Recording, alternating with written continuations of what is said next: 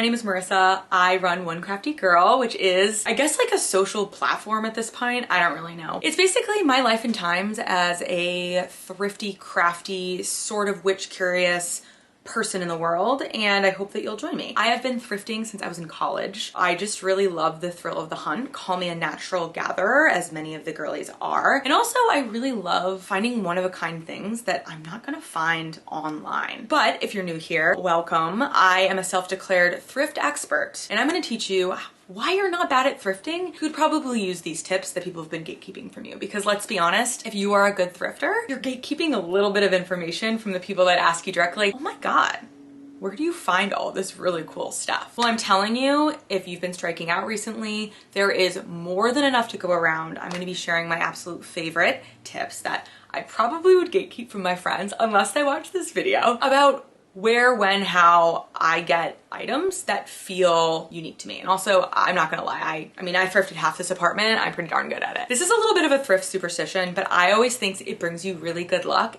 if you appease or do an offering to the thrift gods. So what does that mean? It's a good practice no matter what you're doing, whether you're designing a space, you're looking for a new summer wardrobe, or you're going on a trip and looking for some new pieces, or whether you're just going to thrifting with some friends. Clean out your closet, all right? Really go through there and see, oh my God, do I remember this top? I'm gonna wear it. If you're not, get rid of it. Doesn't fit?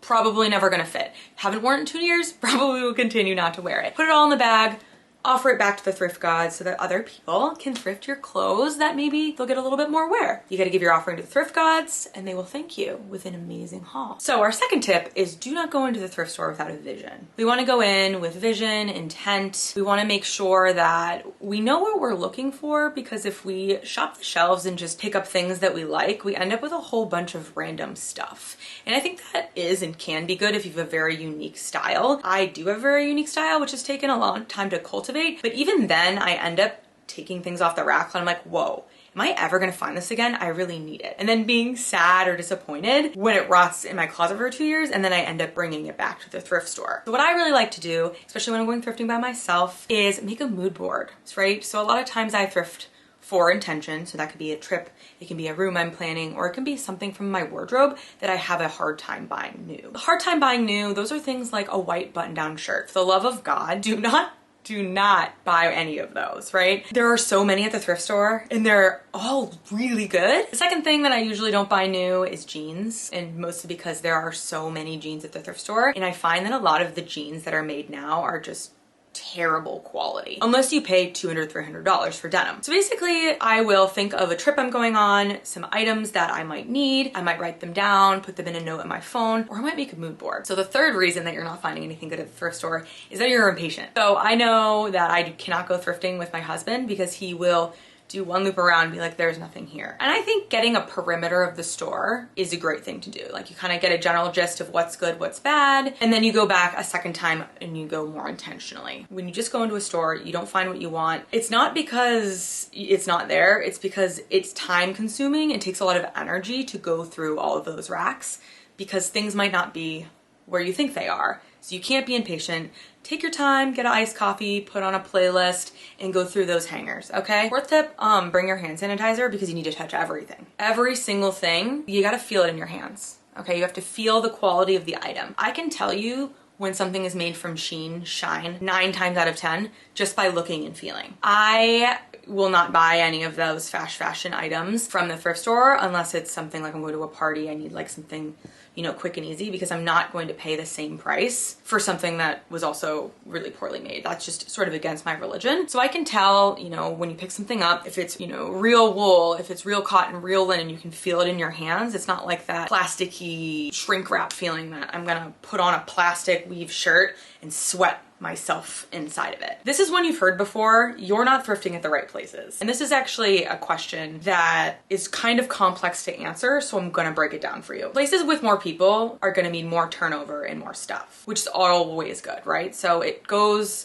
without saying that if you go to a place that has a lot of thrift stores, that has a lot of people donating to the thrift stores, you're gonna find a better amount of stuff because there's enough stuff for everyone to go around. When there's one thrift store in a 10-mile radius, you bet that every single person who's going to that thrift store, it's going to be picked over a lot, and maybe not all those people are donating to that thrift store. How do you find thrift stores that have quality items that aren't picked over? One is you go to thrift stores that are niche. So these might be church thrift stores, which is my absolute favorite tip. Usually thrift stores that are run by churches, people go to church, especially, I say for lack of a better word, old ladies with amazing style, and they're donating their goods to the church. I also find that if they're not open as often, it means that staff has more time to turn over the items, right? If we're going to a place like a church thrift store that's open 2 days a week, you have some sweet volunteers that are making sure that the place is stocked and going through the stuff a couple times a week and usually stocking the store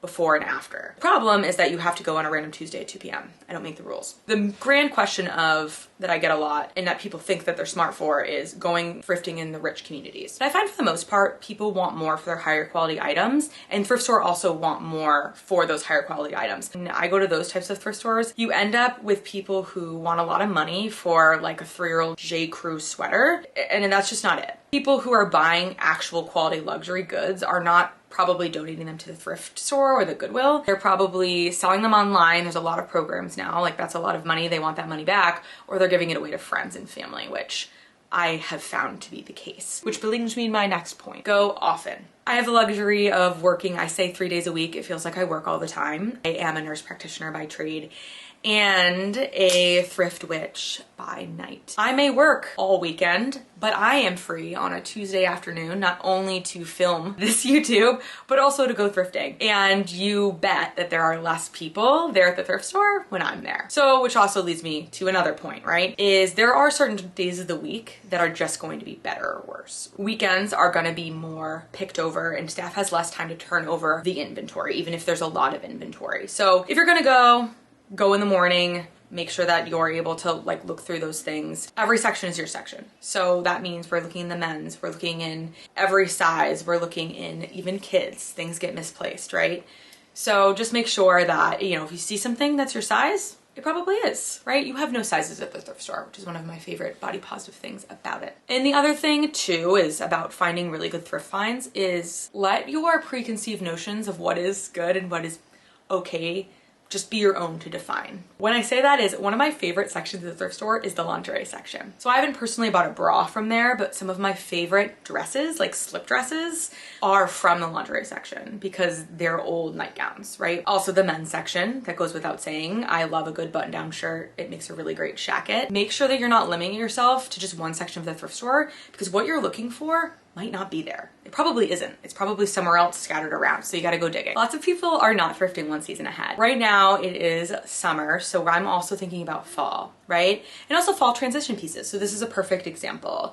So I thrifted this linen button-down sleeveless dress that will pair really well with a pair of boots for the fall and the summer. But also now's a really great time to look for light jackets, for light sweaters, for tall boots, because people might be thrifting more for now, for summer trips, for weddings. So always keep that in mind, right? Make sure that we're not thrifting too far ahead. If we're thrifting for something that's next year, unless it's a special event and something's perfect, you're gonna forget you even have that item. Do not buy something that you're going to wear in a year, unless it's, your wedding or something, but you're not gonna wear it. It's gonna sit in your closet and you're gonna find something else in 8 months. We're also not gonna thrift for things that are not body positive. We're not thrifting for things like, oh, well, when I'm a size blank, or I'll fit into this blank, because then we're gonna also end up with things in our closet that hurt our feelings. And this piece of thrift advice is maybe just for me and all the other DIYers and upcyclers out there, is that you are being too literal. So when you go into a thrift store, you are never gonna find the exact thing from your Pinterest board unless it is a, classic wardrobe staple. And even then, finding like the perfect leather jacket,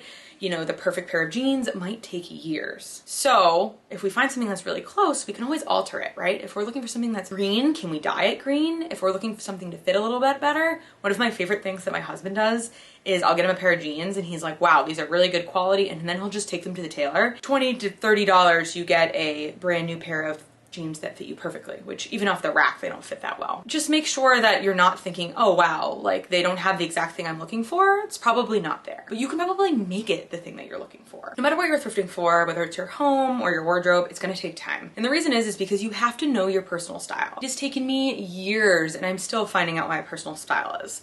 I like to think of it as like whimsical enchanted forest with a touch of mostly natural textures, thrifted items. There's one rule that people use in interior design, that's the 80-20 rule, where 80% is thrifted and 20% is new. I like that, I live by that. But the problem is that you have to know your personal style, which takes years and years to figure out. And sometimes it might change, which is also fine too. Because a lot of times thrifting with myself is that I'll get things because I think they're cool and I'll never see them again, but it might not be my personal style. And then I end up with just a bunch of random stuff that makes me feel bad. But when you develop a personal style or you have intention, you have a mood board, you have a little bit more confidence, then you just walk in, you're like, yep, this is me, this is mine. I am developing a workbook in order to accompany this video because I love lists and I want to help you make the most of your thrifting experience and be better at it. Let me know in the comments if you agree with me in these tips, if there's things that you find different, and then also what is the weirdest thing you've ever thrifted? Because I definitely want to know. Right now, I am currently coveting, what's my favorite thrift find that I'm looking for? I'm looking for a really cool entertainment center because I really loathe this one over here. So I think I'm finding that in one of my favorite items. Actually, this whole room is kind of my favorite. You'll have to log on and see my house tour to see all my favorites.